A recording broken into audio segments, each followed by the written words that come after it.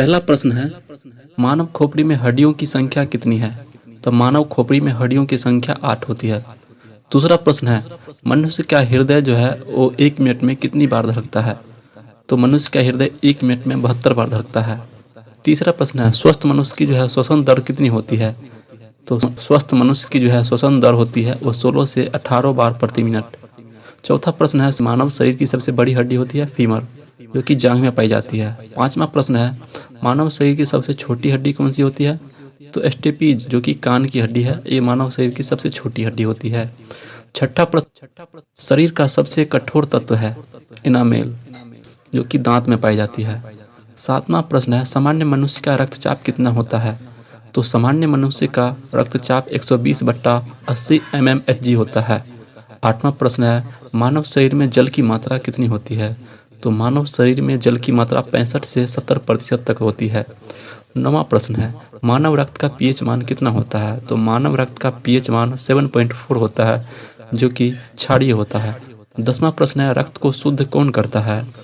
तो रक्त को शुद्ध करने का काम जो है वो किडनी का होता है, जिसे वृक्क भी कहते हैं। 11वां प्रश्न है, मस्तिष्क का सबसे बड़ा भाग कौन सा है? तो मस्तिष्क का सबसे बड़ा भाग सेरेब्रम है। 12वां प्रश्न है, टिबिया नामक हड्डी कहाँ पाई जाती है? तो टिबिया नामक हड्डी पैर में पाई जाती है। 13वां प्रश्न, शरीर में ऊतकों का निर्माण किसकी सहायता से होता है?